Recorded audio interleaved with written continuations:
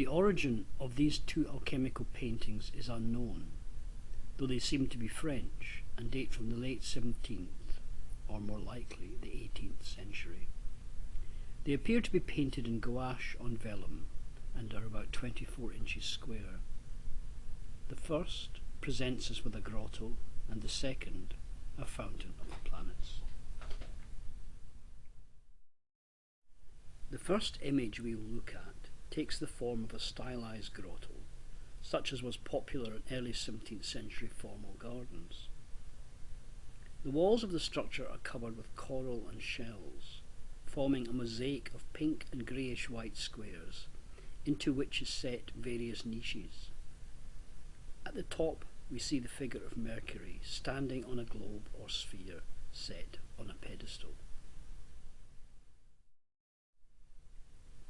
The two upright pillars that support the dome are Ora, prayer, on the left, depicted with a monk-like figure contemplating his Bible or prayer book, while on the right we see Labora, work, shown as an artisan with his lamp and compasses in his hands, and a set square and furnace at his feet. This recalls the famous engraving from Kunrat's Amphitheatre of Eternal Wisdom, which shows the alchemist participating both in prayer and work to accomplish the magnum opus. The grotto has a domed roof on which are 8 winged cherub heads and 6 bricks, the innermost bearing the words, the justice or judgment of God, the middle 2, the true doctrine, and the outer or lower pair have chaos and cosmos. The central vertical of the image is of course very important, as it is the backbone, as it were, to the symbolism. We can see 7 symbols placed on this vertical.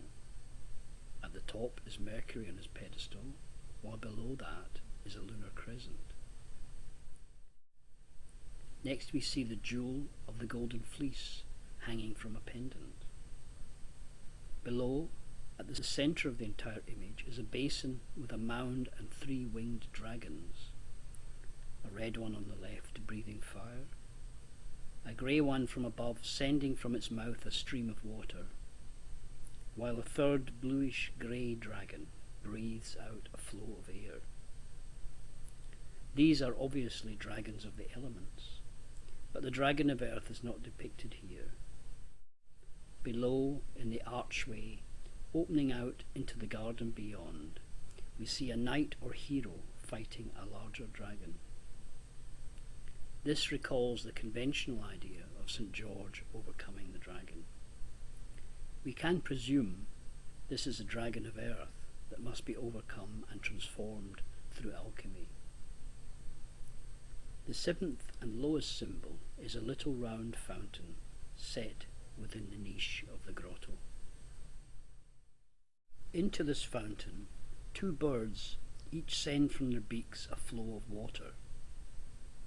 This is echoed on the dome above by the 2 dragons who breathe fire onto the heads of 2 cherubs. We have a similar echoing of symbolic ideas between the hero with his spear attacking the dragon and Mercury on his sphere aiming his caduceus at the head of the snake which is entwined around the globe. Mercury is also holding a skull, and from his mouth a little scroll proceeds with the words, "I die and I live." This sentiment is perhaps the core message of this whole emblem. From the death of the dragon of earth will come forth a new life. A transformed matter will be reborn from the decay and death of the old matter. And from the dark chaos will come forth a new form and cosmos. Thus, the image of the golden fleece is set at the highest interior point of the dome. The grotto, within which this alchemical transmutation will symbolically take place, also incorporates the 12 zodiacal signs on the 2 supporting pillars and the sun and moon and planets set across a central horizontal line. We also have some conventional images found in early 17th century grottos, such as the dolphins with their tails up, the cows, the fierce dog-headed dragons, and even little owls set into the brickwork. To grasp the message of this alchemical emblem, we must symbolically place ourselves at the base of the arch, in front of the fountain, and try and bring together all the symbols that decorate this alchemical grotto.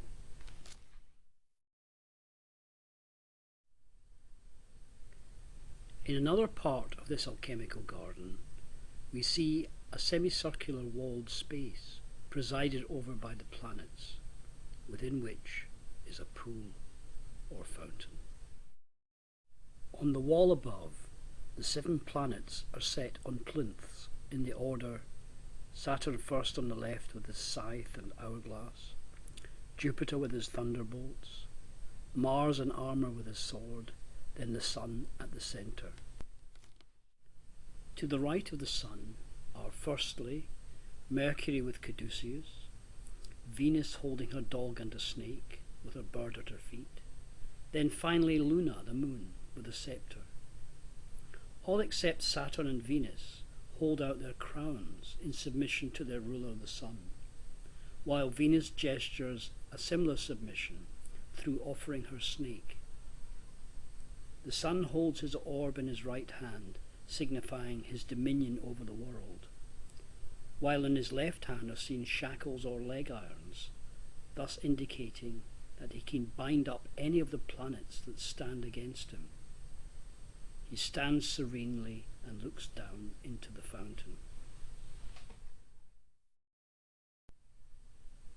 The wall of this space is supported by 2 pillars. On the left we see a man with a halo of light, perhaps a divine father figure, while on the rightmost pillar is a female figure with a bird at her feet, perhaps more an image of nature. The bird says to her, "In this, through this, and with this, all things are brought into being." And she points heavenwards and replies, "First seek the kingdom of God." Within the fountain is a child who says, "I am the gateway," another biblical phrase. This child is being bathed by a stream of water falling from a central source, some way under the feet of the Sun. Over the source of spring are 2 winged serpents, a red on the left and a greyish-white or silver one to the right.